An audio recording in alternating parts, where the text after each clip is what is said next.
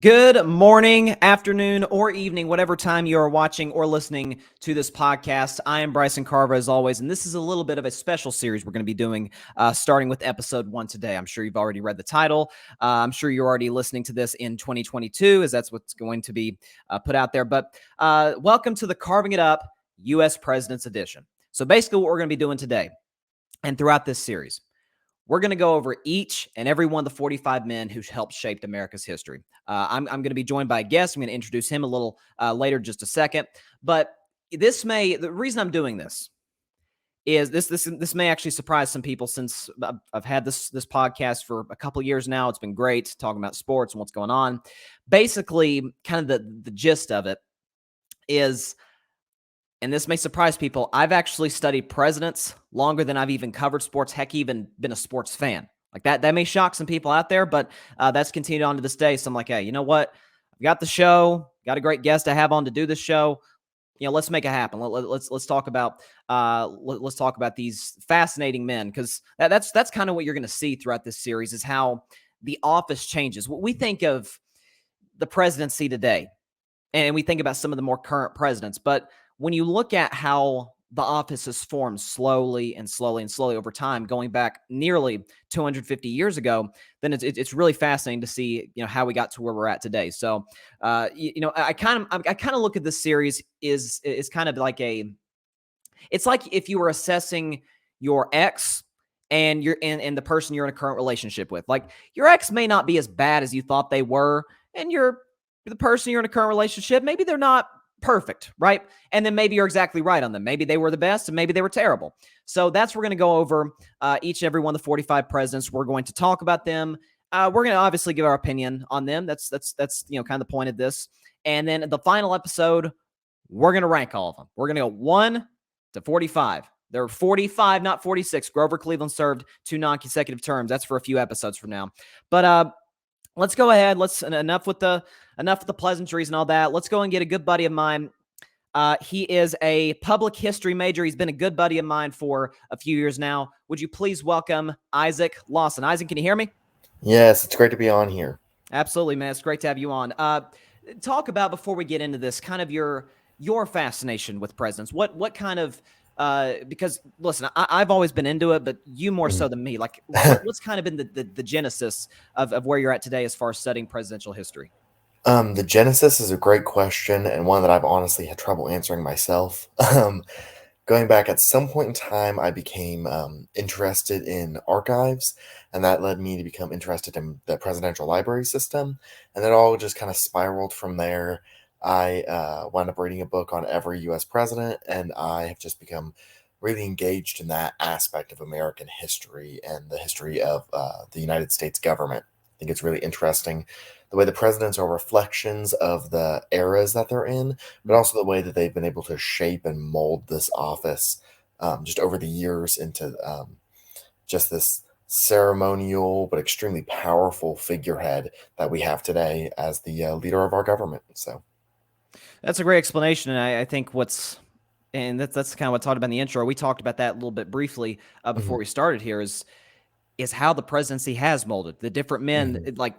Obviously the times have changed the office. It being in here, as America, I wouldn't say we're necessarily a baby country anymore, but we're certainly, I don't think we've reached puberty yet. I mean, we're still kind of, we're not as old as the Japans and the Russias. I mean, we're still somewhat new, and how change has been affected over the last, like I said, 250 years almost is unbelievable. So can't wait to get into this. On today's episode, we're going to talk about the founding fathers, presidents 1 through 5. We're going to talk about George Washington, John Adams, Thomas Jefferson, James Madison, and James Monroe.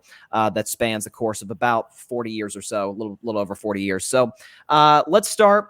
Let's get right into it with George Washington.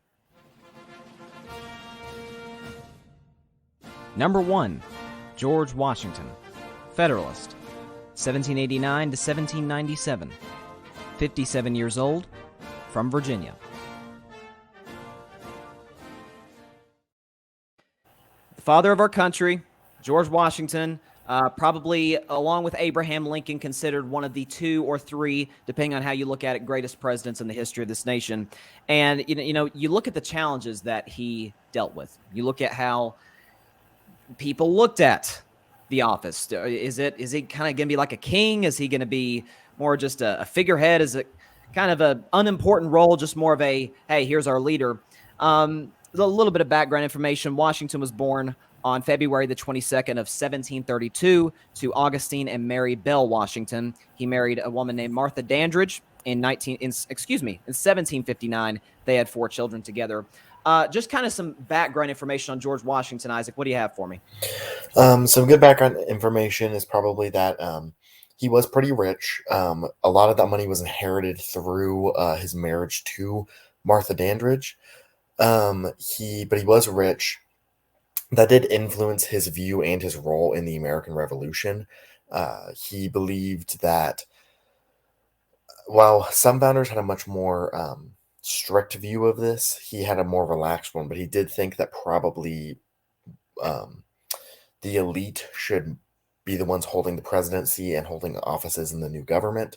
But he was fairly revolutionary. And I think that's I think that's probably the biggest, most important thing to know with him is that he was a little bit of an elitist, but he was very conscientious of that. He knew that about himself, and he also understood the ideals that they were talking about. And I think that's probably the biggest kind of background info that I would give on him, is kind of just his upbringing and his status within the American society. Yeah, and that's something that you're going to see. And again, we're going to jump right into his presidency starting in 1789. But what you see from Washington, I mean, listen, he didn't go to college. He wasn't necessarily the smartest man in the room. Matter of fact, people didn't look at him as this incredibly intelligent individual. I mean, but what you see with Washington, and I think all great presidents have this, is an incredible innate possession of self-awareness. Yes. And you'll see that in his cabinet. It's by far the greatest cabinet in the history of America. And so, with Washington, he rejected that sort of king, that sort of royal title. People talked about, are we calling him His Excellency or a number of names were kind of thrown out here. He said, no, just call me Mr. President. And so there's, like you said, there's a little bit of elitism there. He didn't shake anybody's hand. So there was kind of that aspect of it. But he was certainly somebody who felt that this was a big responsibility, and it was kind of a Washington trademark to be first in everything. And so he's the first presidential candidate to get unanimous election through the Electoral College, which he did twice, both elections in I guess it would have been 1788 and 1792. He was elected unanimously, which, I mean, come on, who you can elect over George Washington? Exactly. And so he was the first president. Of course, this is kind of a pretty well-known fact about him, but he was the first after he took the oath to say, "So help me God." That was, of course, not in the oath. He added that to the end. Every president since has said that, to my knowledge. And so, only weeks into his presidency, it got off to a pretty darn rocky start, not even involving policy. He came down with a pretty serious bacterial infection. He came pretty close to death. And so if Washington dies in office, then, what happens? So, thankfully he survived. And, his cabinet, I talk about his cabinet, and I want you to kind of discuss this a little bit. You're talking Alexander Hamilton at Treasury, Thomas Jefferson as the Secretary of State, and Henry Knox as the Secretary of War. It kind of makes every other cabinet look like a bunch of schmucks, really, when you look at throughout history. Talk about the importance of his cabinet of Hamilton, Jefferson, Knox, but just kind of what those 3 men represented in the Washington administration. So it's probably one of the greatest presidential cabinets ever established, but also probably one of the most dysfunctional.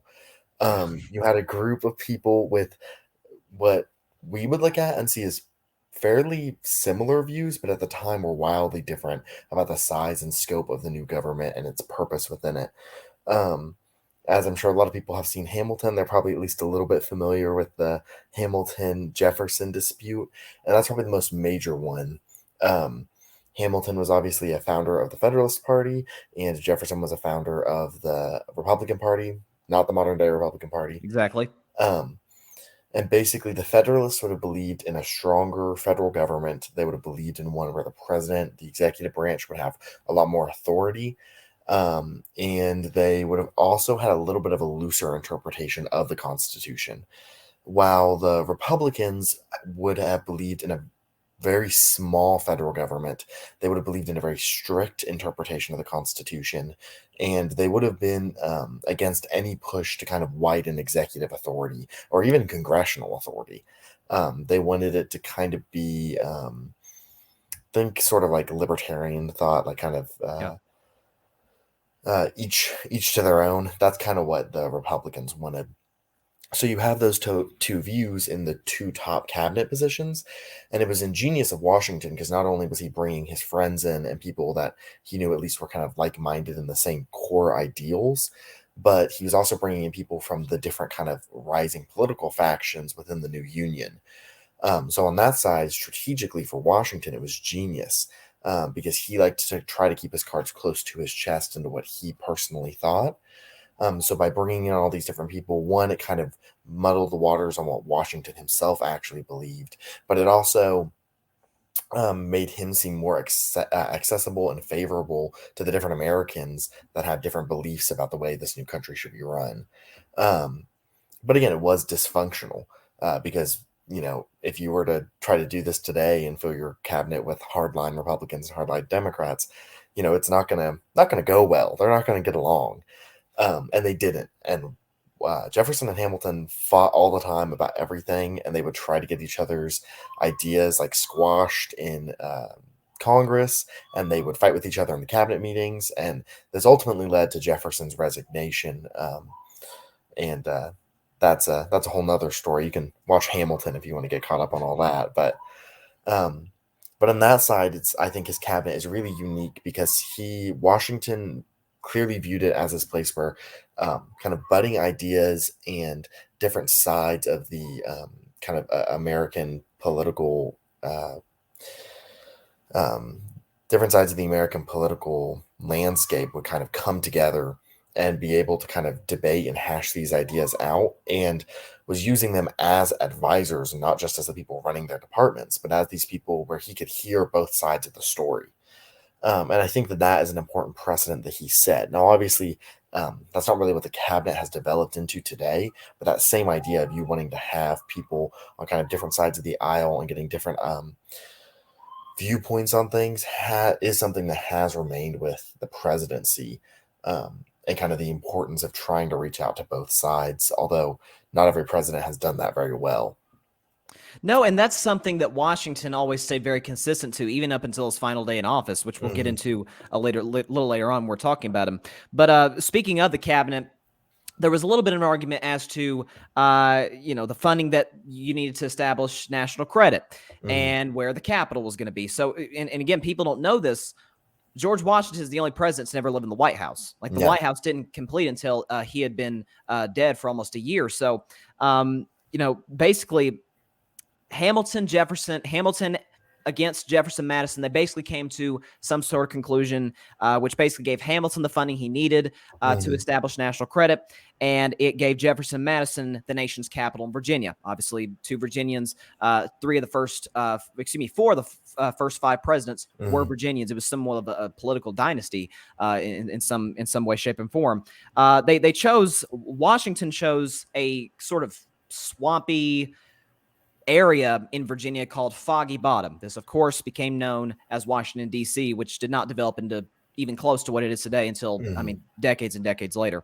And so, as far as domestic issues, foreign issues, now war is going on between England and France at this time. And in 1793, basically, both sides were like, hey, America, could you choose a side? And so it's a tough position considering we're trying to deal with our own issues. We're just trying to just get up on our feet as a nation. And all of a sudden, you got the two most prominent European nations, certainly the most prominent European militaries, saying, hey, could you help one of us out? And Washington said, no, I'm going to choose neutrality. And in some ways, it kind of came back to bite his successors in the butt later on. But basically, that was kind of what he chose. What's your opinion on Washington not siding with France, who did help them win the war, and not siding with England, who had the greatest military force probably in the world at that time, and deciding, no, we're just going to stay out of this. We're going to choose neutrality. Washington was very strategic and intentional in almost everything he did as president. And his decision to not get involved in that war was a very strategic and well thought out opinion. And it's something that sometimes kind of gets brushed over because Washington, again, he liked to keep his cards close to his chest. So sometimes it would seem as if he was just kind of doing things, but there was a lot of thought behind them. For this, and this is something that will actually probably come up later in his farewell address, is that he doesn't want the U.S. to get involved in foreign entanglements. And his kind of thought behind this is basically, the U.S. was founded out of British colonies that rebelled. So you don't want the U.S. to try to grow and become some sort of empire where it's going to have those same issues that Great Britain had. But he's also looking at these other nations and basically saying, if we get too involved in this war, then one, we are risking the chance if we side with France, that Great Britain is going to come back and attack us again. If we get too involved with France, Great Britain is going to cut off trade, which they had just allowed us to have between some of the Caribbean islands that were part of the British Empire at the time. And so he's looking at this from multiple different sides, and he basically comes to the point where the best conclusion is to basically say that we won't or can't pick a side. And that causes problems because France doesn't really like that because they helped us out in the Revolutionary War. But he plays politics with it, and he basically says, like, is it really the same France? Because you had changes in your government. That's the French Revolution. And he, even with Great Britain, kind of plays the card of like, well, we did just like rebel and fight a war against you. And that's really interesting in this entanglement, I think, because it was very strategic what he was doing by trying to kind of keep America out of it. And that's a precedent that has obviously not lasted. America is not known for being an isolated country. But Washington had that view of it because he thought that America should kind of be removed from the old European powers, which was something that I think was important for that founding era to kind of help America figure out what it was going to be before it kind of got involved with these European nations that were already well established. And it did cause some sort of, you talked about the difference of ideas in his cabinet. It definitely caused some division in that cabinet. Yes. And some of the men there did not like this decision whatsoever. And so Especially Jefferson, who had yes. served as an ambassador in France, that played into his resignation as well. Yes, it did. And just I think the whole the chaos of that first administration was Jefferson's like, okay, I got to step aside and just let this play out. But no, that's very interesting. Now, domestically, we're talking a year later, we got what's called the Whiskey Rebellion. Yes. And basically how this originates is some Pennsylvania farmers are angry. They're outraged at a federal excise tax and liquor. And so basically to enforce the law, because they're saying, we're going to rebel against the government. We're going to undermine the government in some ways. And Washington's like, no, you're not. And so I don't think any president's ever done this, but again, Washington was the first in many things. And of course, he was a former general. He personally marched as many as, I believe it was 12,000 volunteers up to Pennsylvania. And that quelled things pretty quickly. Talk about the importance of the Whiskey Rebellion. And I think more so Washington's, basically saying, hey, I'm the president. We're not going to do this. We're not going to have, all the time. We're going to have citizens try and rebel against this government that is still trying to, like I said earlier, get on its feet a little bit. So the Whiskey Rebellion, I think, really kind of highlights that America was a new country and people didn't really know what it was yet. And people weren't really sure if it was going to last. Most, like your average American, was going to be very skeptical of the whole thing. We just fought this rebellion, and most of them just kind of wanted things to die down and just wanted to kind of do whatever they wanted and just live their lives. So when there were things like this tax on whiskey, the people there basically were like, we don't want this, and we don't really care about this new government. And that's kind of where the root of that rebellion came from. And I think that does kind of highlight that there is a lot of chaos in Washington's America, and it's not his fault. It's just right. It's the youth the of the country was country. chaotic. It was new. It had just been birthed, and it didn't really know what to do and what it was and what it was going to do. So, but I think the Whiskey Rebellion is a good example of that because it shows that kind of chaotic side to it, but it also shows Washington kind of being that steady leader and again being really intentional in his actions. When he goes out with them, he knows what he's doing. He's knowing symbolically what it means for him. He can't fight in that battle. Just because of his age and his health, but he's Right. going out there with those men, leading them into battle against this uprising against the new government. And he's doing it because he knows what it looks like. He knows what that symbol means to people that are going to be looking and reading their newspapers and saying, President Washington, General Washington, went out to quell this rebellion and is still defending this new government because he was someone that the public did trust.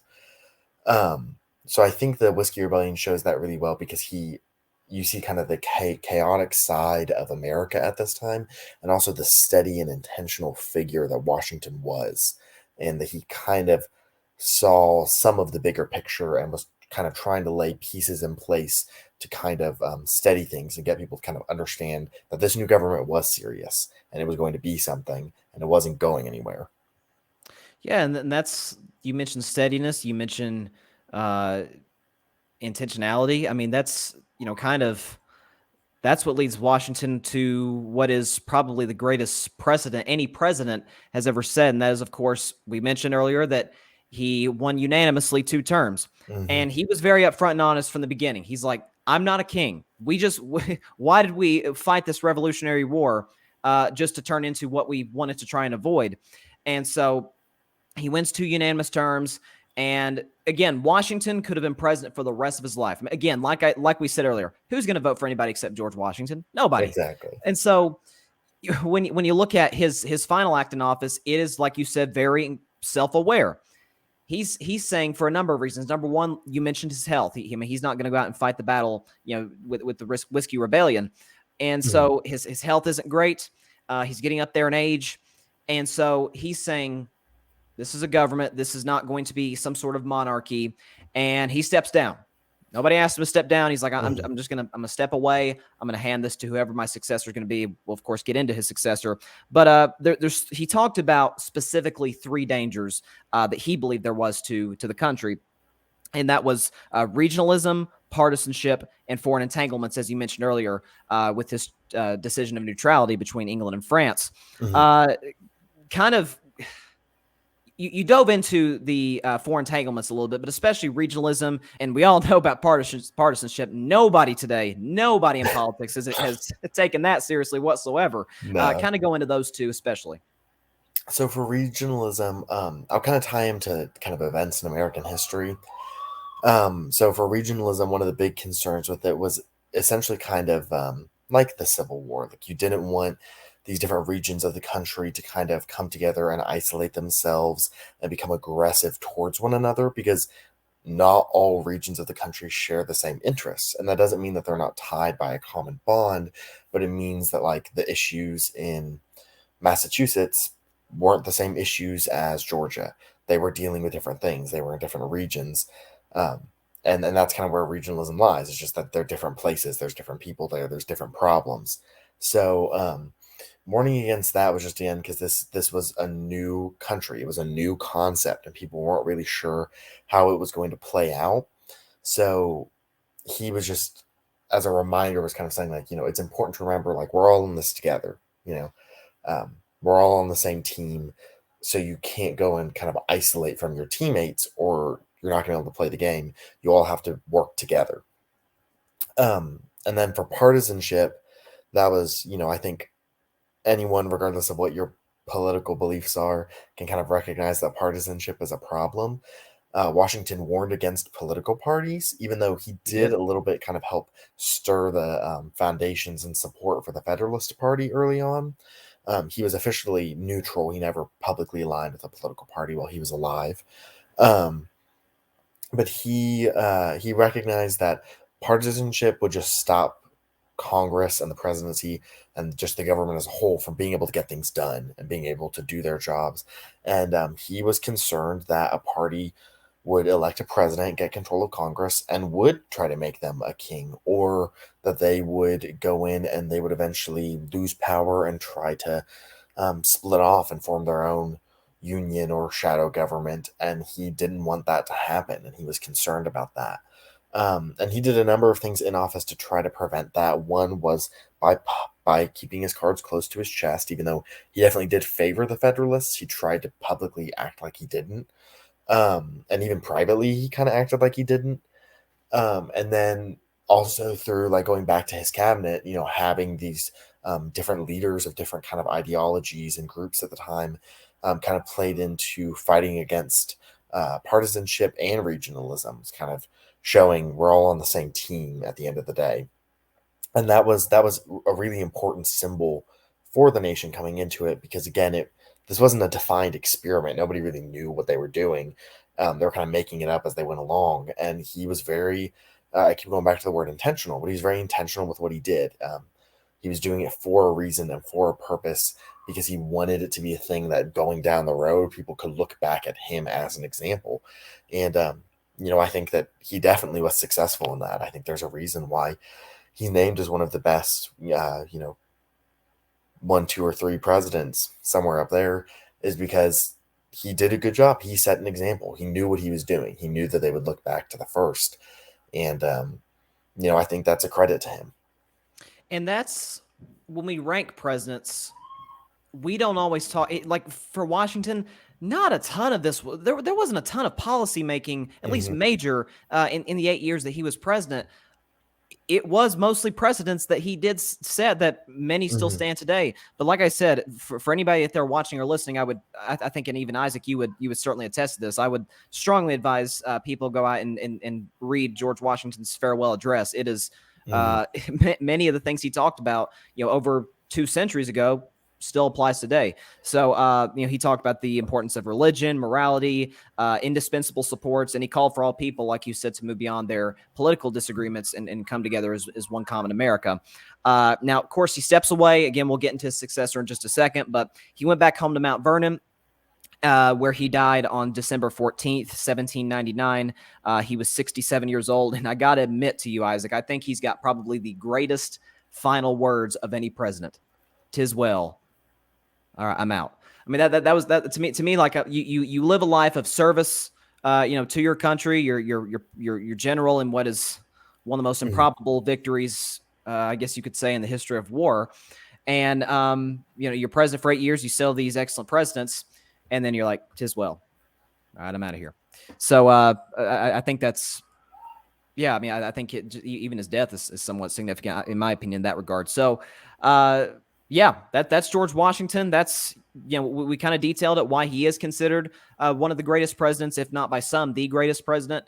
And certainly, he has definitely earned his spot on Mount Rushmore. I think it's safe to say that. But now into his successor, who is really everything Washington wasn't.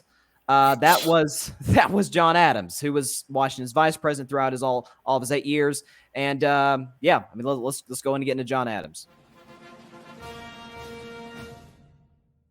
Number 2, John Adams, Federalist, 1797 to 1801, 61 years old, from Massachusetts.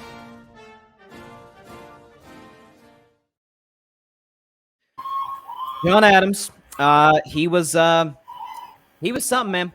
He was born on October 30th, 1735, to John Adams Sr. and Susanna Boylston. I hope I'm saying that correctly. He married Abigail Smith in 1764. They had 6 children together. One of those children happened to be a future president, John Quincy Adams, who we will get into in the next episode. But Adams, like we talked about, he was Washington's opposite. He was far more educated than Washington was. But, and this is kind of funny to me, he was incredibly insecure, unlike Washington. Washington was very confident in himself. I mean, he was tall, he was athletic, he had a presence about him. Adams really didn't. And so, he was kind of up and down, personality-wise, emotionally. And he had a short temper, and again, unlike Washington, he rarely sought counsel. Certainly, as president in the 4 years he was there. We talked about some background information with Washington. Give us a little bit on on John Adams, our second president?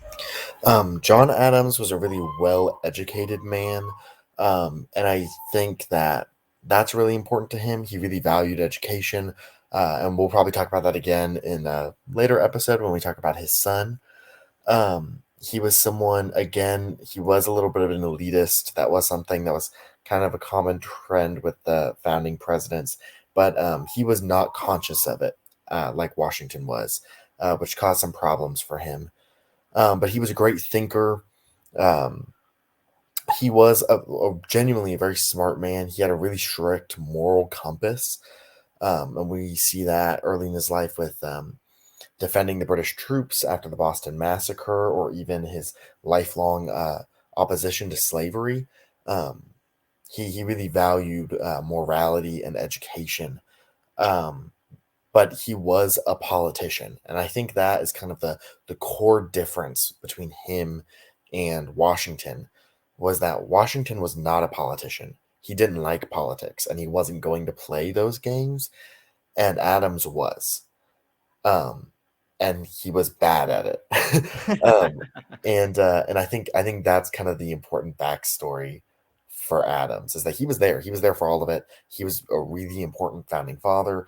He went through all of that stuff, but he was very smart, but he just lacked that charisma and the popularity of Washington, and that really hurt him as a figure, even though he was someone who was better equipped, I think, to govern like policy wise and just kind of like day to day, like what the president does, but he didn't understand the symbolic nature the same way Washington did, and he was just not as charismatic, and that hurt him a lot. That's why he wasn't able to get a lot done, was because people didn't want to listen to him. They didn't respect him. And that's your last point kind of led me in what I was going to talk about next. Oftentimes on my regular show, Mhm. if I'm comparing two athletes, I'll do like a blind resume, like, and it'll often be like, wow, that kind of surprises me, like who's who. And if you did a blind resume in the late 18th century and you Mhm. put George Washington and John Adams up, you're like, okay, one guy's a general, not educated, doesn't really like politics. The other guy signed the Declaration of Independence. He was a part of the Continental Congress. He was ambassador to France and England, and he was, well, this of course became later on, but he was the first vice president. He was far more qualified to be president than George Mhm. Washington was. But like you said, qualification doesn't necessarily mean you have the, I guess, intangibles to be the leader of a nation, certainly of a very young nation. Mhm. So at this point, Adams takes office. England and France are still at odds. They're still at war with one another. And so basically, Adams is like, okay, we got to stop this. He sent a diplomatic team to try and quell the tensions. And France replied by requesting a bribe. And after all this was reported to Congress, they were basically referred to as XYZ. This became known as the XYZ affair. And this really ticked off the French. Kind of talk about the XYZ affair and the significance of it. So the XYZ affair basically just kind of marked the beginning of the troubles of the Adams administration. What he was doing like what he was trying to do in the negotiations wasn't really anything that was necessarily extremely unpopular or wrong, I would even say. It was more of just that it didn't work out the way he wanted it to, and that made him look bad. It made him look like a weak leader, and it made him look like he was trying to hide things, which I don't think he was. Like, you look at the diplomats he sent over there, you see Elbridge Gerry, Charles Pickney, and John Marshall. You know, those were like, I believe all three were founders. They were really influential politicians in early America. They were well-known figures. Um, but the problem wasn't with them even. It was just with the way that the whole situation played out. And the XYZ affair, I've always thought, was a little bit confusing. Um, but the biggest thing is just that kind of it all came out, and the media, and this is going into another point that'll eventually come back around with the Alien Sedition X, really Yeah. hated Adams. Um, and there was a lot more pro-Republican media at the time, and he was obviously a Federalist. Uh, and they really kind of spun the XYZ affair into this giant scandal. When in my personal opinion, I actually don't think that it was that No, I mean that's big of a fair, and deal. that's yeah. I mean Adams was incredibly thin-skinned. He hated criticism, Mhm. and we'll see that a little later on. But basically, what happened with all this is this really angered. He sends a diplomatic team, which again I don't think is that bad of a decision. Let's try and Mhm. and calm things down. But there are some hotheads that want war with France, and Yes. so Adams kept us calm, which was very unlike him. He sent a second diplomatic team, and the Alexander Hamilton signed a treaty with them in 1800. So that pretty much calmed those tensions down. But news, you mentioned his, you mentioned the Alien Sedition Act of 1798. Basically, this originated from the criticism that he was getting in the media. Political media starting to kind of become a prominent force of American politics at this time, and they didn't like his policy. And so he signs the Alien and Sedition Act, which made it a crime to falsely speak out against certain federal office holders, including the president. So this is a clear and obvious, it's really a violation of the First Amendment if you look at it. Mhm. The freedom of press. And so, certainly we see these days. You'll see. Heck, just go to social media. Can you imagine if social media was a part of 1798, people would have lost their minds. And so, just kind of go into the what I think was probably the biggest stain on the John Adams legacy as far as him as president, and just the significance of it. So basically, what the Alien and Sedition Acts did, the most notable thing was it basically fined or could lead to, it would have been long stints of jail time, but some jail time for making public comments against the incumbent government officials, specifically the president and members of Congress. And this obviously just was bad, like, just on its face was just bad policy. Like, it was not good. It was, I think, like, kind of on its face unconstitutional, but again, we're still in this early phase, um, where people don't like it's kind of up in the air, like, how seriously do we take this? And if you're on the Federalist side, it would be a looser interpretation. But even this bill was not popular with Federalists. Um, like, within Congress, obviously it passed, but in your, like, average voter, this was like a big red flag to them. They didn't like this, and that really hurt him and the Federalist Party. But this bill basically, the reason why they created the act, like you said, was because of the quasi war and the XYZ affair and the media pushback that he was getting because of that. He was incredibly thin skinned. He didn't like um, all of that mud kind of being slung at him. And his reaction was to basically say, let's just ban it because I don't want to hear it. And I think what I'm doing is right. And, it goes in again, like, he didn't, if it was, I don't want to just compare him to Washington the whole time. That Yeah, happened enough while he was president. But, with Washington was someone who, like I said, was very intentional, kind of thinking through what he was doing and how this would look. Adams didn't do that. Adams was like, this isn't a problem. I'm going to do whatever I think will fix it. And he didn't really look at that larger picture of how it was going to play into things in the long run, just even within his administration or even outside of it.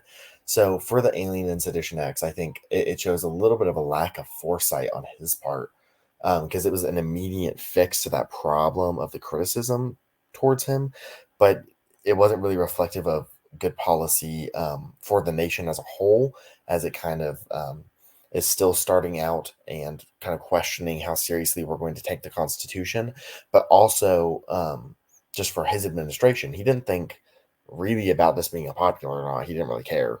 And that obviously hurt him. And there's a reason why he only served one term. And this was a big part of it, because it's been incredibly important to Americans in a democratic republic to be able to say, you know, I don't like this elected leader.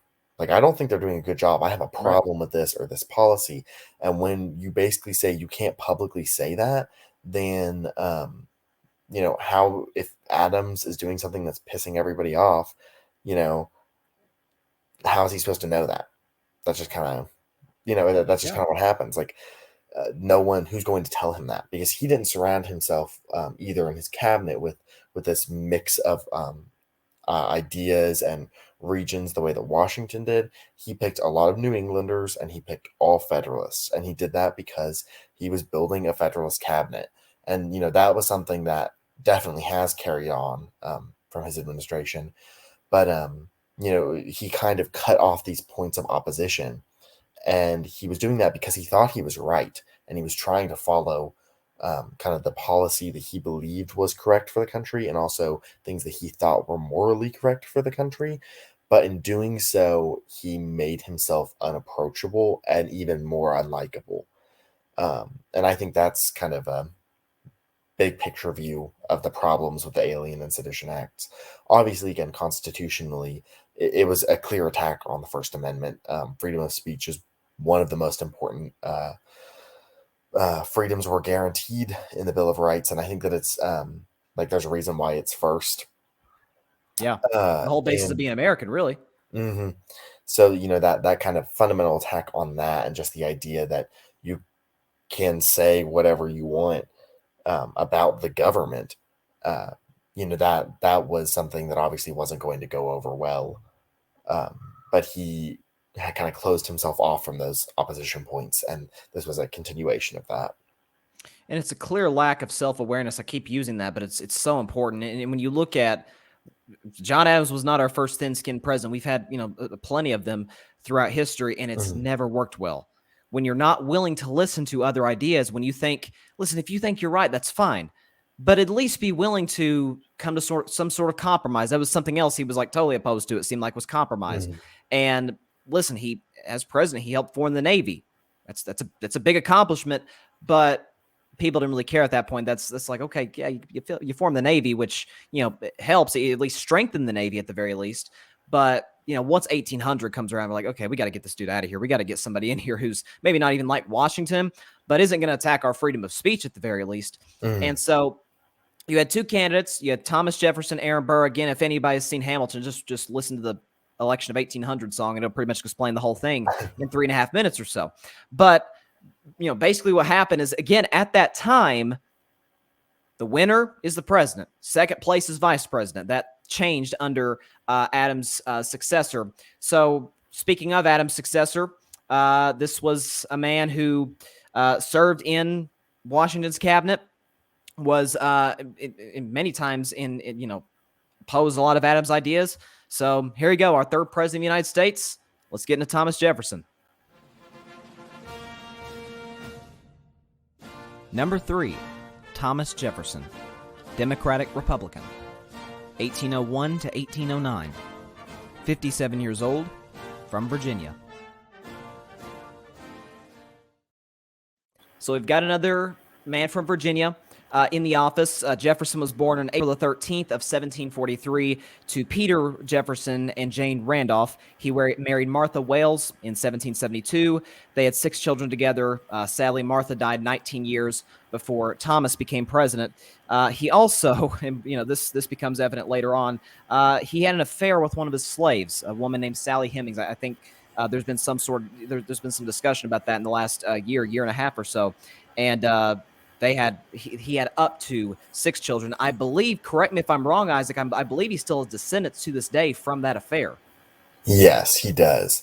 And there was actually, I haven't read updates about this for a little while, but I know that at least there was, and very possibly still could be, a dispute about whether those descendants are allowed to be buried in the Jefferson family cemetery. Yeah, I mean, so it's a messy situation that unbelievably is still going on to this day because of the descendants. But Jefferson was the first president inaugurated in Washington. Of course, we talked about Washington was not completed until its namesake had passed away, and Adams only lived in the White House for about a year, actually a little less than a year. So Jefferson's the first president elected in Washington. And, we talked about this when we were talking about Washington. Thomas Jefferson was like you said, it was a Democratic Republican. At the time, they were called Republicans. This is not the current party we know that was formed by Abraham Lincoln decades and decades later. But his view, like you said, he was more of a I don't know. I guess you could say had more of a loose interpretation, you could say, of the Constitution. So actually, the Federalists had more of a loose view. Right. Jefferson would have had a very, very strict view. If it's not clearly outlined in the Constitution, then the government has no say in it. But we'll get into that because that view comes into conflict with some of the ways that he acted once he was president. Exactly. It's very, very interesting. When he takes over, he's like, "Oh, hold on, I'm president. Oh, okay, Mm-hmm. this is kind of nice. Let's see what I can get done here." And so he kind of he kind of puts those beliefs to the side once he's the man in charge, which I think does happen throughout presidential history. When you look at it, it kind of, some say it humbles you, some says it emboldens you, and in Jefferson's Mm-hmm. case, it kind of emboldened him to do what he chose to do. He often answered his own door at the White House. By the way, he was basically he didn't like to give public addresses, and he had somewhat of a soft voice, so he didn't have like some sort of commanding presence as we might look at some great presidents today. He was the first president to send the State of the Union in basically by letter to Congress. He did. I don't think the State of the Union was given up until like Woodrow Wilson over 100 years later in Congress in a joint session. So he set that precedent, and it continued for over a century. But in 1802. We talked about Sally Hemings, a newspaper editor, reported on the affair. And basically his way of going about it was, I'm just not going to address it. I'm not going to say anything, because oftentimes, even today, you'll see people will get into some sort of controversy and they'll try to defend themselves, and it kind of comes back to, kind of backfires a little bit. He says, no, I'm going to take myself out of this completely and not even address it, which, let's be honest, he couldn't get away with that today. But kind of what's your assessment of the whole situation with the affair, how the media reported it? Again, this was an alleged affair at the time, and how Jefferson handled it. I think the affair, from kind of a greater perspective on his life, highlights one of the key contradictions of Jefferson and who he was and his legacy, which was that in a lot of ways, I think it's fair to say that Jefferson was probably one of the greatest champions of liberty that this world has ever seen. But at the same time, he was so blind to the fact that he was leaving so many people out of it, and that he himself owned slaves and did not treat his slaves well. And I think that that contradiction is one that, in a lot of ways, has defined his legacy, especially in the modern era. Of he did a lot of great things, and he should be respected and praised for those things. As the writer of the Declaration of Independence, as someone who did very strongly believe in individual liberties and democratic government. But again, he was blind to the fact, or at least seemingly blind to the fact, that you know he was leaving so many people out of it. He was leaving women out of it. He was leaving non-property holders out of it, and he was leaving all of the enslaved peoples out of it, that some of which he personally was enslaving. Um, and for the affair on a kind of smaller level, on the more personal level, it was pretty brutal. Especially for her, and the way that she was treated was very inhumanely. And the way that he treated the children appears to have been the same. Um, it's interesting, I think, that at the time people were kind of willing to turn a blind eye from it, because from the works that I've read, it was kind of known. Like, people knew, but it was more of a thing that was like, we know, but you just You're don't just not going talk to talk about about it. it. And I think that's interesting. I think, we've seen that with kind of other scandals that have arisen more recently, where it's kind of, people knew, but it was just more of just that's just kind of how it was. Um, but even then, it's hard to say for the time if that, like, it would have been scandalous, but even if it would have been career ending, his approach of just kind of non-interaction with it made it kind of be chalked up to just rumors. And at that point, for a lot of the American public, it was just fair to kind of dismiss it, because if they didn't really have any like hard evidence, and he didn't think it was important enough to say anything about it, then it was just kind of like whatever. Um, which is sad. Um, but I think that the importance of the affair, besides the fact that just remembering Sally Hemings and the other enslaved peoples, that Jefferson and the other founders owned. I think it's important to highlight that contradiction between he was a great champion of liberty. There is no doubt about that, but also that he at the same time didn't really see the full picture of the ideals that he was articulating. He said all men were created equal, but even then he didn't really get the whole idea. So in Yep. that sense, I think that it's really important to highlight that his words and the ideals that he was fighting for were in a lot of ways larger than the man himself. Yeah, and that decision to leave women and to leave black people out of the liberties and freedoms that were guaranteed to white males was, I mean, you could say that one decision. I think it's very fair to say that one decision Hmm. led to the Civil War decades later. Hmm. And so, Yes. I mean, to me, that is absolutely without a shadow of a doubt the biggest stain in his legacy. And that's, you know, again, we'll rank these guys later, but I mean, that's hard to come back from as far as your legacy, because it caused some, I mean, just devastating problems later down the road, and not even to mention the fact that just in the current times, I mean, he's abusing and enslaving human beings, and so, but no, that was that I'm fully with you on that, but as far as how he was as president, I think we would both agree his greatest moment in office was the Louisiana Purchase, Hmm. which was one of the great bargains in American history, because basically it doubled the size, more than double the size of the United States, and it cost only $15 million, which was still not that much at the time. He was not certain if making this decision was constitutional. Like we talked about, he had a very strict interpretation of the Constitution, so he's not 100% sure does this work or not. But basically, he ends up using Hamilton's system of financing to fund it, Hmm. and which is ironic because he opposed it for 15 years. the So the whole the again, whole sorry the whole situation with the purchase is very ironic because it's something that yes, if he wasn't in office for, he probably would have railed against. But being there, Jefferson was a very pragmatic man, and he looked at it, and we were being offered an extremely large portion of territory for what was essentially, like, it was expensive, but it was dirt cheap.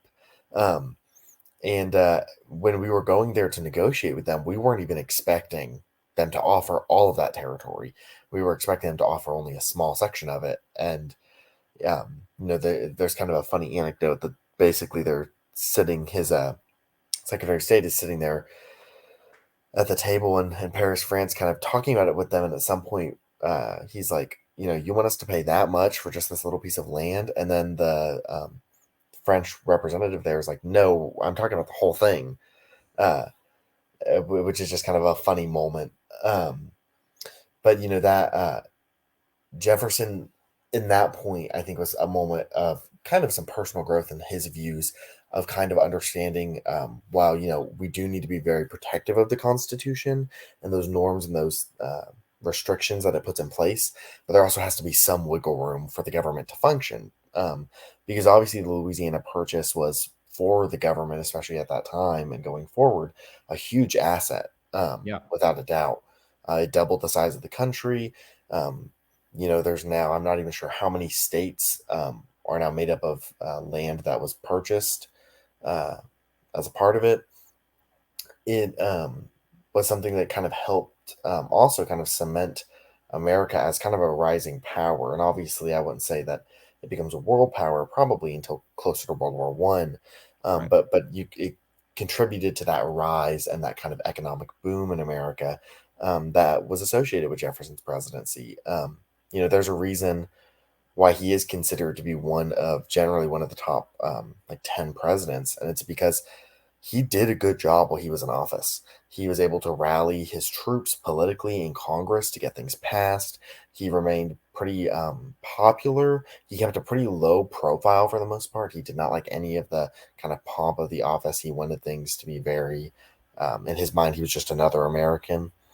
Um, and he those things kind of tied together into something that Adams didn't have, which was essentially a strong political base, but also some charisma. People liked Jefferson. He Yeah. was a pretty charming man from most accounts of him. He could be a little bit of a smart aleck, like he was smart and he knew that he was smart, which is a dangerous thing for anyone. Yeah. But I think that that's kind of a defining thing for him. He did a good job as president. And that's kind of what I think it boils down to for him. I think the Louisiana Purchase is obviously the most important thing that he did, and the one that still affects us the most today. And his vision of the precedents that he wanted to set of keeping things on a very low profile obviously didn't stick. But the idea that there needs to be that we should have a strict interpretation of the Constitution, but also have some wiggle room within that, is something that I would say definitely has been picked up, and is kind of held by most Americans today. Yeah, I'm 100% agree with you there, and that's the thing is I don't think, and I've talked about this before, obviously not my show, but I've talked about this with people before, but about you can't be loosey goosey, you can't just say anything goes, but at the same time you can't also in the same breath say we got to hold the Constitution. Anything outside of that, even if it may actually be a pretty good idea, we just completely reject it. So you can say, yeah, that's Jefferson may have evolved in that area because, like I said, Mm-hmm. he opposed the funding for the Louisiana Purchase, the style of funding for 15 years. And so, now he comes around, like, okay, this may actually be a pretty good idea. So, that's what he does. And, in 1804, he's overwhelmingly reelected because of the successes of his first term. However, the second term was absolutely miserable for him. He aged considerably in that second term. And he made at least in my view, a decision that was pretty damaging, and I think it caused his successor some problems later on with England and France. They're still fighting, Mm-hmm. and basically we're still, like you mentioned earlier, we're still trading with both countries. That's why Washington chose neutrality. We're trading with both countries, and that didn't make either side happy. And so Jefferson's like, okay, we're just going to cut off trade completely. Mm-hmm. It's like, wait, hold on, let's. To Adams' credit, I'll give Adams this. He at least tried to quell the tensions, and then Jefferson's like, we're just going to drop it entirely. And so he signed the Embargo Act of 1807, which stopped all trade with any foreign nation, Mm-hmm. which I think was probably his worst moment, at least in office. What's your thoughts on the Embargo Act? No, I completely agree with that. So it was definitely his worst move as president, but it played into kind of what his larger view of what he wanted American society to be. Jefferson had a view he wanted American to be in kind of a purely agrarian society with yeoman farmers, which would have been essentially like kind of you live in your house and you have a farm for your family and maybe a little bit to sell with your neighbors for other goods. And that's kind of it. And Jefferson had a very kind of romanticized view of that. And that's what he wanted the country to be. Um, and that's what he wanted, even for like the Louisiana Purchase. That's what he wanted to happen. Uh, and it wasn't a realistic view for the way that the country was moving. So when he signed the Embargo Act, he very much had a view that would just kind of push us more towards that kind of vision for America that he had. And for him, he probably would have argued that it was pretty successful, even though there's a severe economic impact because of that. And clearly the American public weren't in favor of it. If I'm wrong, I believe the Non-Intercourse Act, which repealed the Embargo Act, was passed just around the time he left office. Um, so I think it was definitely a failure because he didn't see the bigger picture of what was actually coming and the way that it would affect things in the meantime, and it wouldn't get him to his vision of America. That vision was just not going to happen, and I don't think he was fully willing to accept that. And I think again, I feel like the things that I've said in this so far, talking about Jefferson, make me sound really down on him. But I will say, he was very ideological. I think that Yeah. that was something that was actually a strength of his. I think that in a way, unlike Adams, he was ideological in a way that was just one more popular, but he was also willing to bend a little bit. Um, and obviously, I don't think the Embargo Act is a good example of that at all. Um, but I do want to highlight, that he did have some strengths. Yeah. Yeah, no, your criticism and your praise I think are totally fair. And he signs the Embargo Act, and that's again not a good decision at all as far as American foreign policy.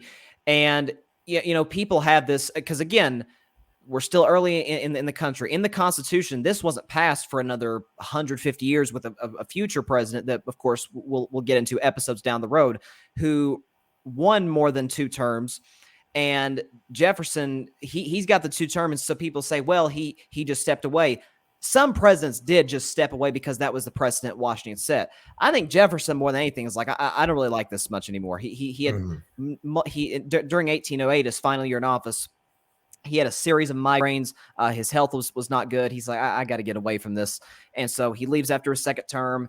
And he actually hated the presidency so much. President of the United States is not even on his gravestone. So he did not like the office at all. I don't think he considered it his greatest achievement or even close to that. And so he leaves office. Again, we'll talk about his successor in just a second. But he, along with John Adams, I forgot to mention his passing. They both died on July 4th of 1826, the 50th anniversary. What are the chances of the signing of the Declaration of Independence? And going back to great last words, their last words. I can't remember which one died first, but Jefferson died first. Jefferson died first, and his last words were, "John Adams still lives," and John Adams died, and his last words were, "Thomas Jefferson still lives," which I think is a little eerie. But it shows something into obviously not while they were both serving in government together, but in their post presidencies, their great friendship with each other, which we don't have time to go into, but I would encourage the listeners to go and read about that. It's very interesting, and the way that they were able to eventually put aside their partisan disagreements and just have a wonderful friendship together. And they did for about, I'm going to say 15 years more or less, the final 15 years of their life. I mean, I think they wrote, I think it added up back and forth to almost 200 letters that were written back and forth between the two. I don't think they ever came into contact with each other again, at least physically, but through the letters, they kept a close relationship. And again, it's kind of, like you said, very eerie that their 2 words were in reference to the other, who and they both died on the 50th anniversary of the signing. So like I said, one of the great ironies in presidential history. So, but back to, again, I forgot to mention this about John Adams. Adams was actually, up until almost 2 centuries later, he was the oldest president, or at least oldest man to have served president to live. He lived to be 90 years old. Jefferson, on the other hand, lived to be 83 years old. So both, especially for that time, lived much longer than Washington. So now we move on to his successor, to Jefferson's successor, a man who was a very influential part of the Continental Congress, James Madison. Number 4, James Madison, Democratic Republican, 1809 to 1817, 57 years old, from Virginia.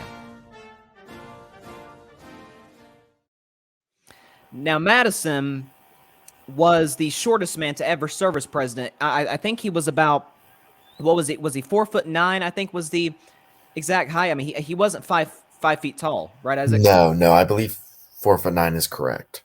He was short. Yeah, he was not a large man whatsoever. He was born on March the 16th of 1751 to James Madison Sr. and Nellie Conway Madison. He married Dolly Todd in 1794. They had one child whom they adopted. They never had any biological children. They adopted one child. He was not. He didn't even reach 5 feet tall. He had a good sense of humor, soft-spoken, had kind of a calm demeanor. So in some ways, you could say with the demeanor, somewhat like Jefferson, but he was more, I guess you would say, open to the public than his predecessor was.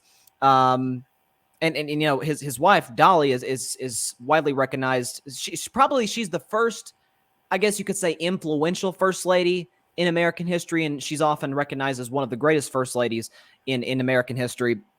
Obviously, Madison was more outgoing, I guess you could say, than Jefferson, but he also was a little dull. I mean, he was a lot like many of the founding fathers were at that time, and he often dressed in black, and she would have these big parties at the White House, and she would serve ice cream, which was very rare at the time. And apparently her favorite flavor, I looked this up, was oyster. I cannot imagine what oyster ice cream tastes like, but that was Dolly's favorite flavor. Now, Madison dealt with some big problems as soon as he took over, because he takes office and the British start to seize American ships. And unlike the Adams presidency, Madison tried diplomatic efforts that didn't do anything. I would say in part, and correct me if I'm wrong, but I would say in part because Jefferson cut off all the trade, and so they're like, "Oh, you don't want anything to do with us? Then we're just gonna, we're gonna take some of your ships." At least the English thought that way, Yes, and that so definitely tied into it. yeah, and so June 18th, 1812, he made a decision that he was the first president in history to ask Congress for a declaration of war against England. And this may or may not have been a good or bad decision. Matter of fact, you could probably lean on bad decision, because the British Navy had about 1,000 ships. We had about 20. So just a massive disadvantage that we're having to deal with in going against the English yet again, or at least the British yet again. What's kind of your thoughts on, I think we always talk about war as the last result.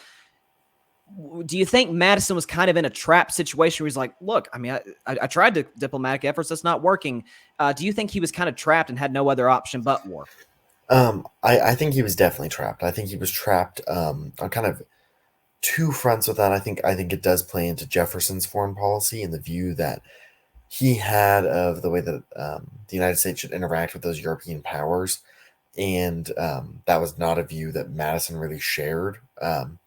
And then I think another way that he was trapped was just that these tensions between France, Great Britain, and the United States had kind of been simmering all the way back at the Washington administration, and that simmer was turning into a boil, and it was just kind of at the point where he was just the one who had to deal with it.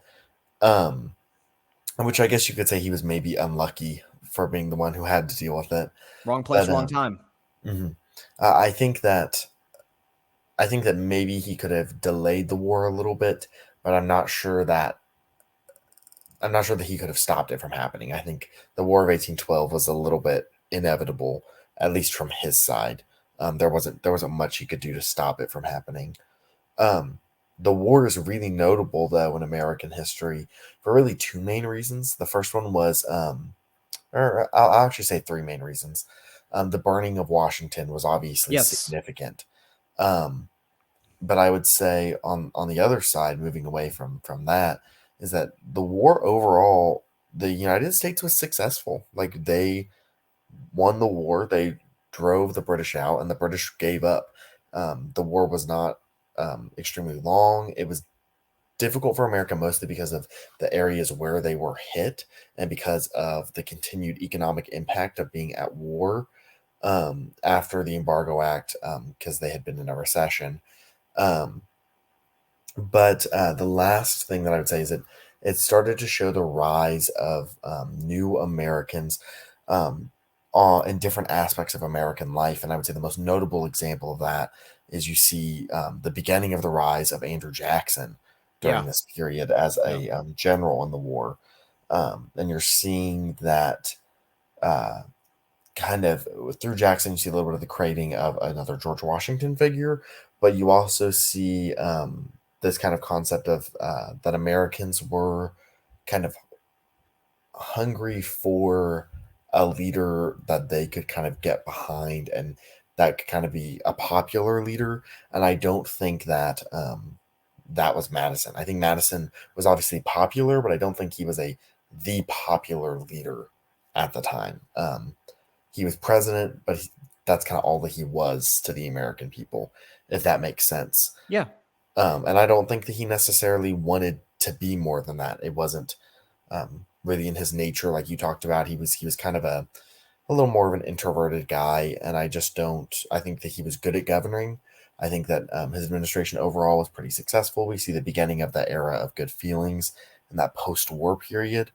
Um, but I think that the most notable thing really to say about him is that he did a good job, but it wasn't.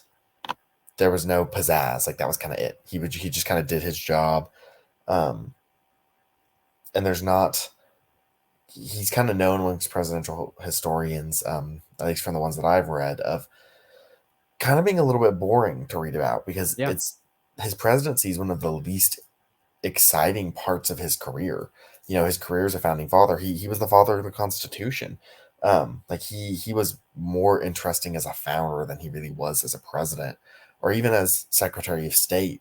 Um, and that really is just because he thrived in those kind of behind the scenes roles, because he wasn't someone that wanted to kind of take center stage. And as president, he did a good job because he was good at that work, but he just wasn't someone who wanted to be the face of the nation. Yeah, and that's it's honestly, and I think you could probably say this is actually good for Madison's legacy. Hmm. That not a ton of huge things happened. Maybe not a ton of massive policy making, like you could say some of his more recent successors, made happen. But you can also say, like, outside of the War of 1812, it's pretty successful. Not a ton happened. But back to the Hmm. war, obviously you say we won, but it got off to a horrendous Hmm. start. Like you said, the attack on Washington and James Madison, because of the attack on Washington, he was the first president in history to face enemy fire. Hmm. And so the White House is burned down. And of course, we all the painting of Washington is saved, which still I'm trying to remember where it still hangs today in the White House. I Um, believe that it is currently in the is it the diplomatic reception hall, something like that? I yeah, believe is where it is today.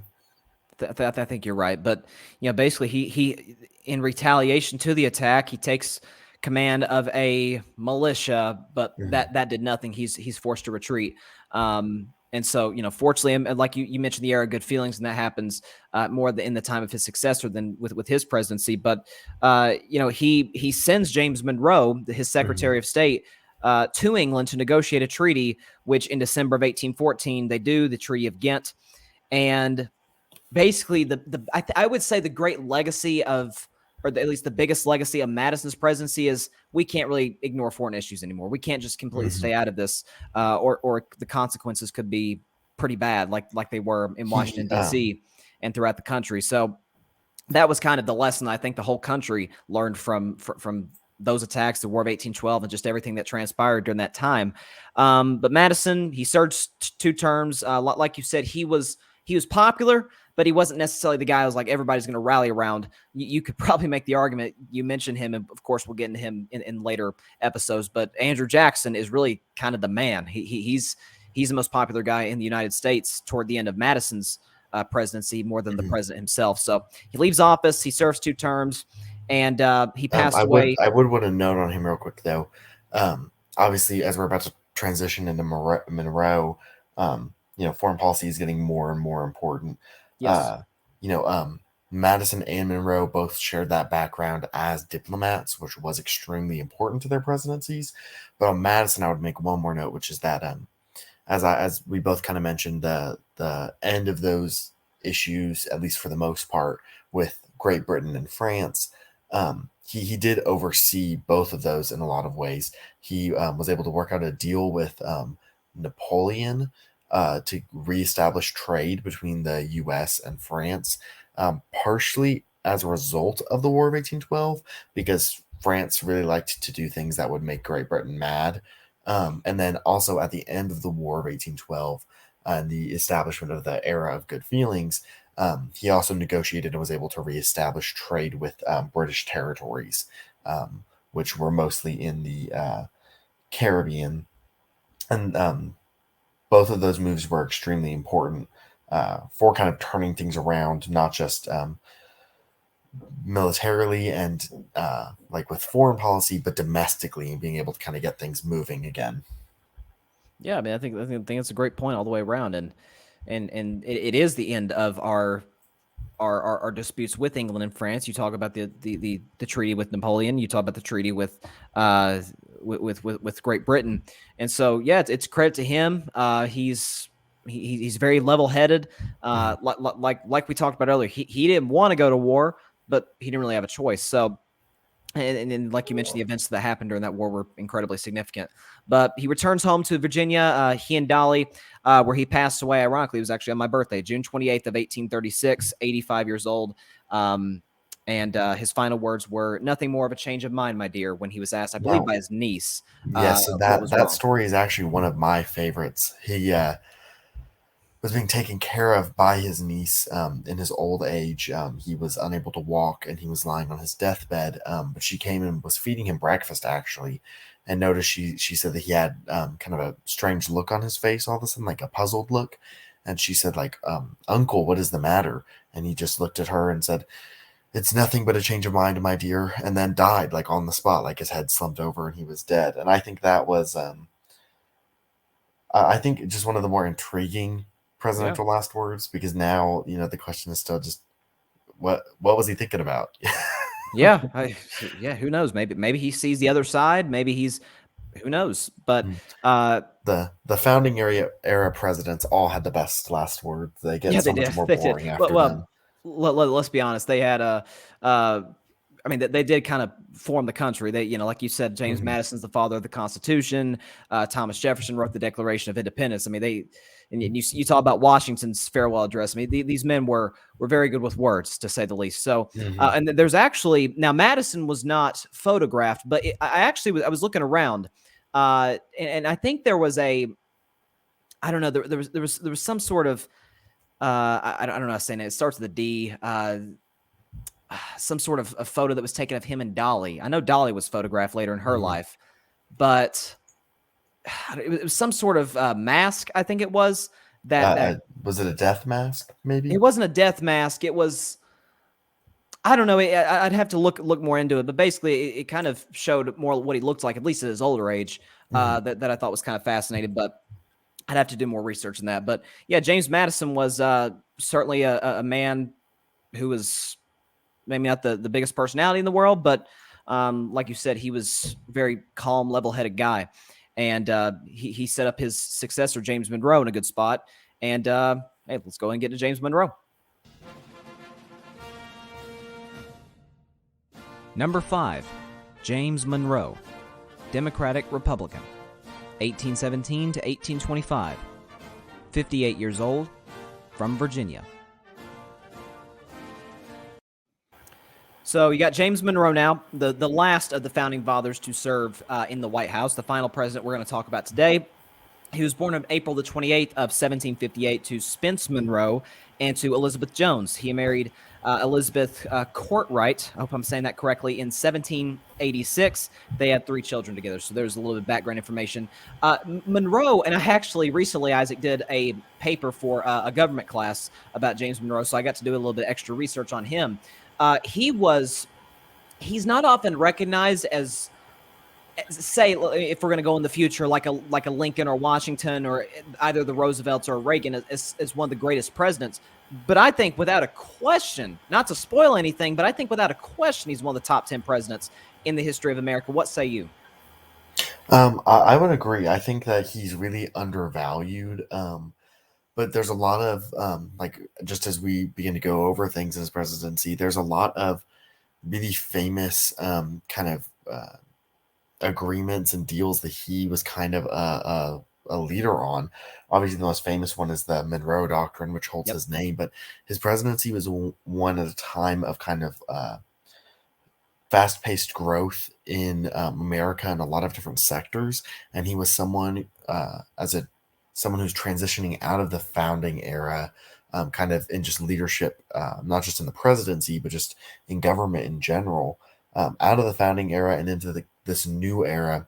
He was someone who was able to do that very gracefully and was able to kind of get these kind of older, the founder generation people to work with this new upcoming generation and be able to kind of move forward on several different fronts into new problems that America was facing. And obviously, some of these, I don't know if you're planning to talk about the Missouri Compromise here, but the Mm-hmm. Missouri I Compromise am. happens during this time.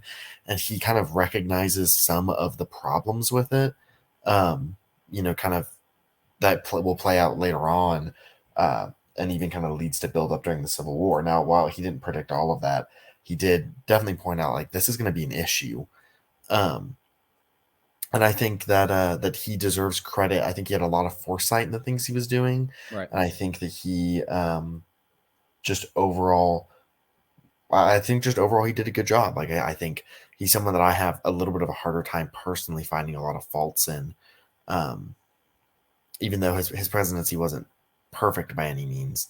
Um, but I think that he set a lot of important precedents, and I don't think he gets as much credit as as other presidents in this era do. Yeah, I totally agree with you. And, he was somebody who, somewhat like Washington, people thought highly of him, Hmm. but they didn't necessarily think he was the smartest person in the room. Like, he Yes. wasn't as educated as some of the previous men who served in the office before him. But like you said, he was very trustworthy. He was honest. He was patient, kind of the intangible things that we want any president to have. But, he actually, to kind of go in the future a little bit, he runs for a second term, and he's the only president since Washington to run for a second term unopposed. So people obviously liked the Hmm. job he was doing. And Uh, that also does play into the collapse of the Federalist Party, which is important to note. yeah. We've only had one Federalist president, but the collapse of the opposition is really important for his presidency and going forward. Which will be in the next episode, especially with the president to follow him. Oh, Um, what a question. And especially the and election to follow after James Monroe, which is entire, well, actually the next two, which is an entire mhm, story unto themselves. But stay tuned for that for sure. But he was kind of a hands-off manager in some ways. He probably had the best of the founding fathers. You could say he had the second best cabinet to Washington, with some of the men that were a part of that. But you mentioned the Missouri Compromise, and that comes up shortly after he takes office. And so he takes office, and Missouri is petitioning for statehood. They want to become a state in the Union. And this became a very explosive issue. And again, we're going to see this as time goes on with the slavery debate. People's debating whether Missouri is going to be a slave state or a free state, as mhm, this was kind of divided at the time.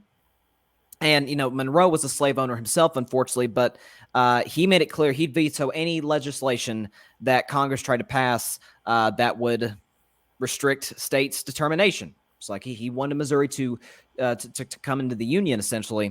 And Congress passes the Missouri Compromise of 1820, and that makes Missouri a slave state. And Maine enters the Union as a free state. So that's kind of compromise. We're going to bring Maine into the Union. They're going to be free state, and Missouri is going to be a slave state. Talk about the significance of that, and how do you think it impacts his legacy and the future of America? So it's extremely important. So they're kind of playing this game as introducing states to kind of keep a balance in specifically the Senate between kind of pro-slavery and anti-slavery forces.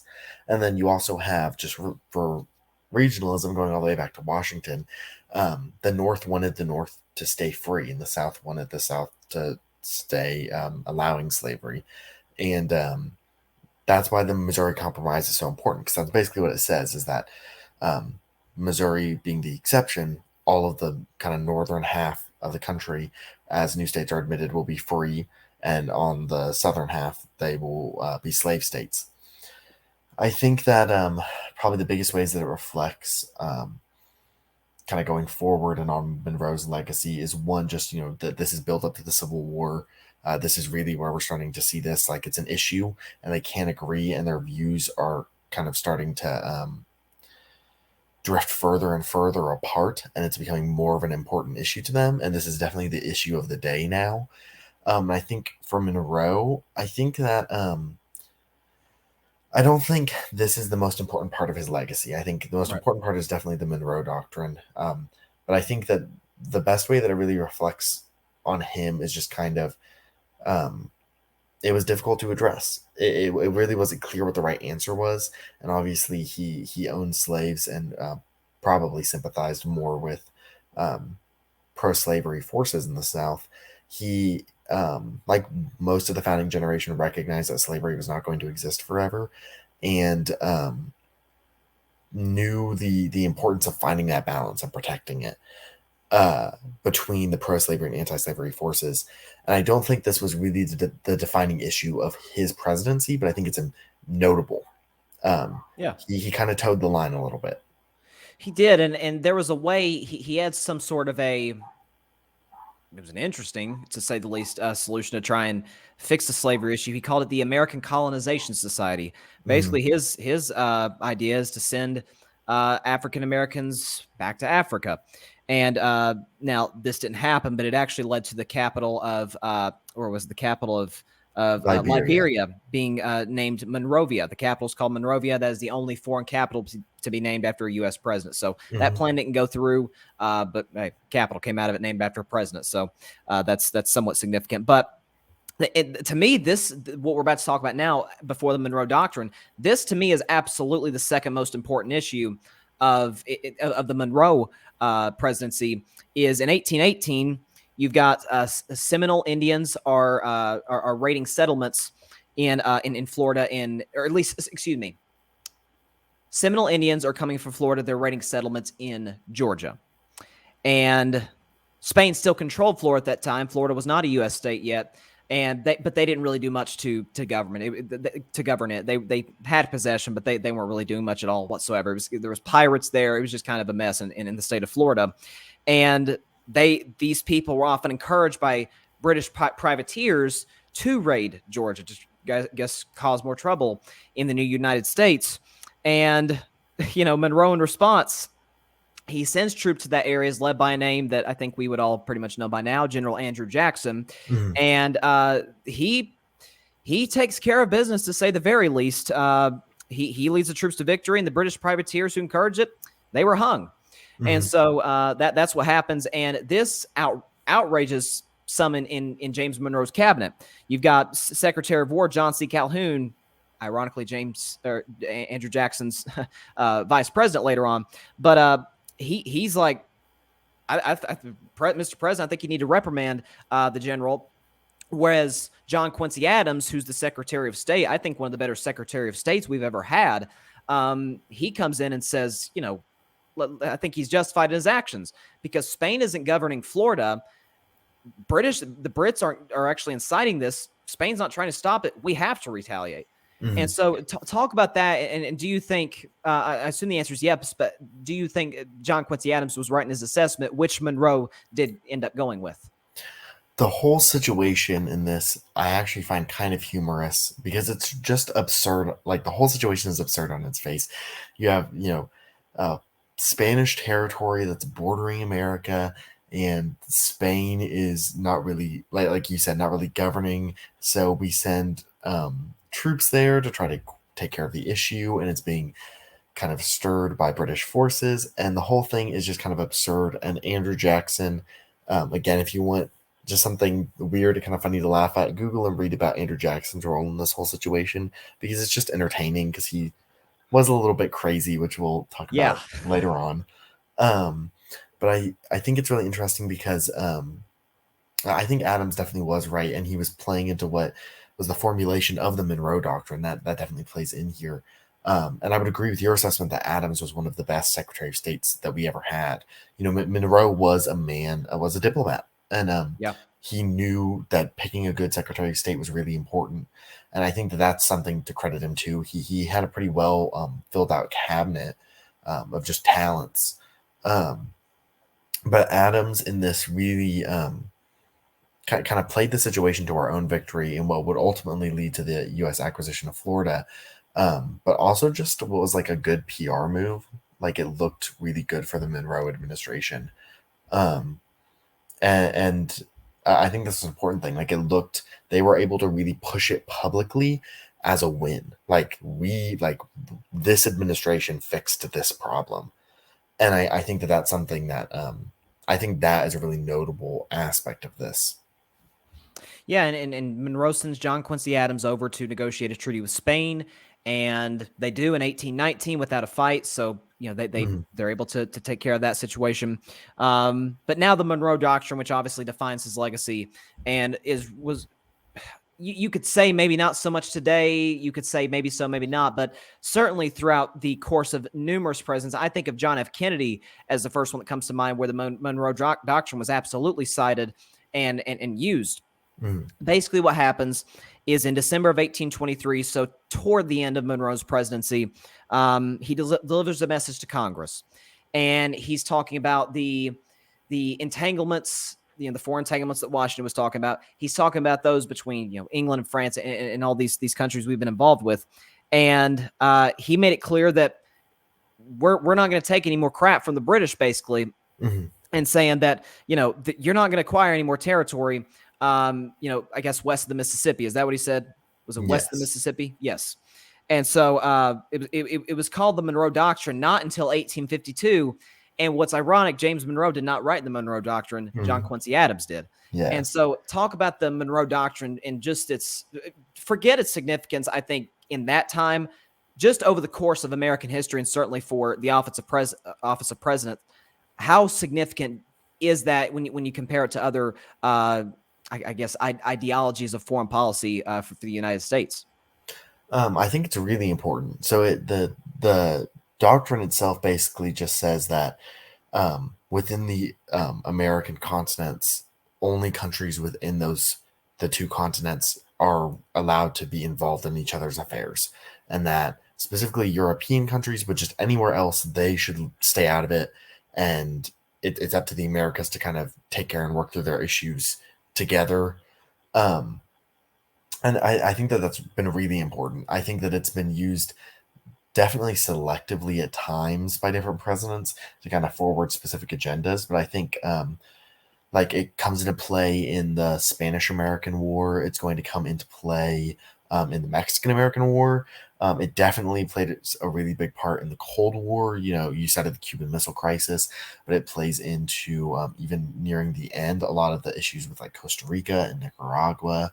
Um, and it's just been a really defining part of American foreign policy, which is that the Americas have kind of come first, and it's been more of an undercurrent, I would say, than like like a wave. It's not necessarily something you would see just from like kind of casually looking at it, but it's been a really defining part of that, and the way that we interact with foreign countries has been really important. And there's a reason why like South and Central America look the way that they do today. And a lot of that is because of the role that the United States has played, for better or worse, in shaping that region because of the Monroe Doctrine. And the doctrine also plays into a sentiment that was really popular during Monroe's time in office, which was manifest destiny and Yeah. expanding to the American West. And it was a view that, this was our kind of righteous cause as Americans to kind of claim this continent as our own. And the Monroe Doctrine kind of, in a way, expanded that a little bit outside of the United States, just to the Americas more at large, and kind of this manifest destiny view of, this is our continent, and it's not up to the European powers or anyone else to tell us how to run it, or to try to meddle in our affairs. We can handle that ourselves. Yeah, I think that's a perfect assessment of it. And you look at, I think Monroe, in some ways, he's thinking, okay, the Revolutionary War happens, we win our independence, Mm-hmm. and you got all this territory. Obviously, a lot of it actually is acquired in the Louisiana Purchase during Jefferson's administration. But he's saying, and this comes into play absolutely for presidents that follow. I think of, not to spoil anything, but I kind of think of James K. Polk in some ways, Mm-hmm. where we're able to acquire some territories and make them U.S. states. You talked about Florida with the treaty that John Quincy Adams signed with Spain. And so, like you said, I think it's absolutely one of the most important parts of U.S. foreign policy that Monroe talks about, really, that Adams talks about, that Monroe puts out to the public. So it's absolutely huge. Now, Monroe leaves office, 2 terms. He goes back home to Virginia, and sadly for Monroe, and this was some of the case with some of the earlier U.S. presidents. Definitely not the case now at all. Mm-hmm. But financially, the presidency didn't pay a ton of money, and a lot of these men were not in good physical, or not physical. Well, obviously physical, they were old, but they were not in good financial states at the time of their passing whatsoever. Mm-hmm. Yeah, that was something. That's a theme that carried through really, really until you really get to kind of the World War II era. Now you had some presidents that were kind of well off to begin with, or had made money somewhere else that kept them going. But you going as far forward as like Ulysses S. Grant. Ulysses S. Grant went bankrupt before his death. Um, And even if I remember correctly, Bill Clinton left office in debt, but that had to do with some legal troubles that again will be discussed way later down the road. Yeah, it's a ways down the road. We got a lot to And cover between now and then. and that topic is actually one that we'll probably discuss in when we discuss Gerald Ford, because he actually played a role in changing that in the way that American presidents make money. Yeah, I mean it's a very interesting issue, like you said. I did not realize though it was that long Mm-hmm. up until the World War II era, like somewhat. Mm-hmm. So I mean that happens with Monroe. That happens with a lot of presidents at this time. And he's the third president out of the first five to pass away on July 4th, the anniversary of the signing of the Declaration of Independence. He dies on July 4th of 1831. He was 73 years old. And his final words are very interesting as well. He's talking about James Madison in some ways.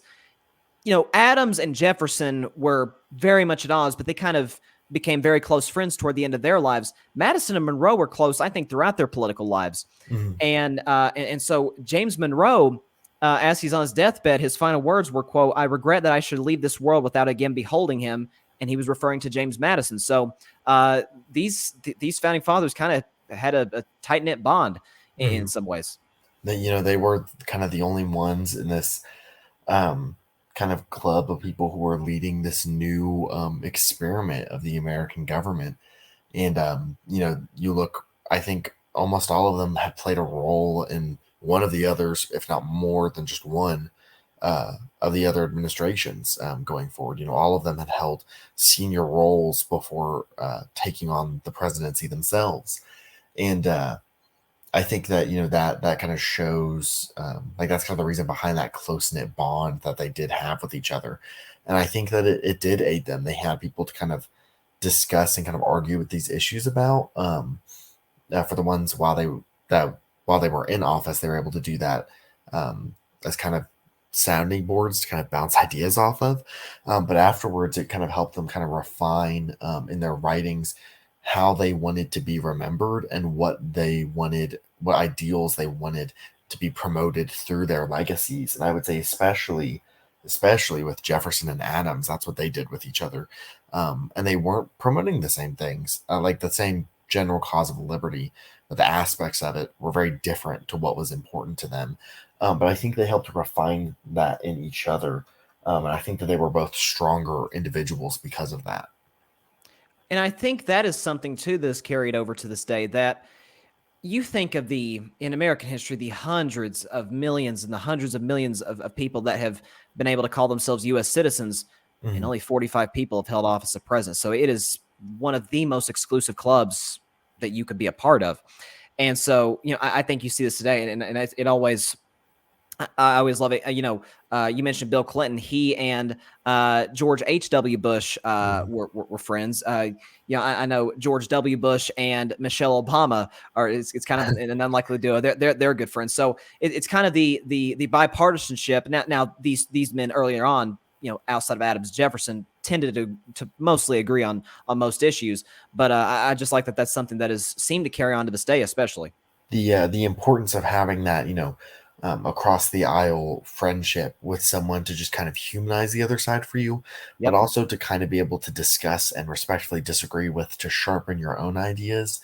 And just also the importance of having, a former president that you can turn to for advice if you need it, has been important, I would say, for all of the modern era. I think, going back to Reagan called up former presidents to go and serve as a kind of honorary diplomats for him, and I believe George H.W. Bush did the same thing. And I think that's something that we might discuss later on once we get into that era. But I think that the reflections of that, the importance of the relationships we saw early on with the founding era presidents, I think definitely have carried on, and I think it's a benefit to any of them that are able to have that relationship, especially while they're in office. I think it really aids them. I totally agree with you, and it's huge. Again, we go back to Washington's farewell address. Warning against bipartisanship and warning against not being able to see the other side. And to these men's credit, they stuck to that for the most part, and so that's huge. So There you go. That's the founding fathers. That's the first 5 presidents of the United States: Washington, Adams, Jefferson, Madison, and James Monroe. Kind of before we go, like a final takeaway on this era. This is the first. It's the first 5 leaders of this country that we know as America. Kind of your final takeaway on that era and what it leads into in the next episode, which of course we will get into. I would say that the importance with this era is really just that it's the establishment of America. Like, this is kind of figuring out who they are. And from the beginning with Washington and kind of this chaotic era with this very stable figure, we end again with a very stable figure, but in a much calmer era. And it took us a while to get there. I think in this next kind of section, this next era that we're entering into, is really more about defining what America is politically, and also dealing with, but we're getting into what I would say is dealing with a lot of the same issues, but in different ways. We're dealing with partisanship now, full on, worse than the Federalists and the Republicans. And I think that's the most important thing. I would say the first one is like kind of the birth of America. Then the second part is kind of, we're going through growing pains now. And that's probably how I would describe it and the significance of it. Well said. Well said. So, hope everybody has enjoyed the episode and wants to tune into episode 2. If you've been watching the show, it's on YouTube. Every episode is uploaded, and on the podcast platforms that we're always on Carving It Up, on Spotify, iHeartRadio, Google Podcasts, and Anchor, as well as wherever you get your podcast. Isaac, appreciate you coming on, man. Thank you so much for having me. I really enjoyed it. Absolutely. So that is it. That is the first episode. George Washington, John Adams, Thomas Jefferson, James Madison, James Monroe. Again, it was the transition of where we're at as kind of an underdog country, and we're sort of trying to establish ourselves, like Isaac said, as a new nation. And so the decisions that these men made in office, some were good and it influence us even today, and some were extremely problematic. But I would highly recommend you guys and gals stay tuned for episode 2, because like Isaac mentioned, the partisanship that occurs, I mean, from the beginning of this next era is unbelievable. So have a great day. See you on the next episode. God bless you all. Peace out.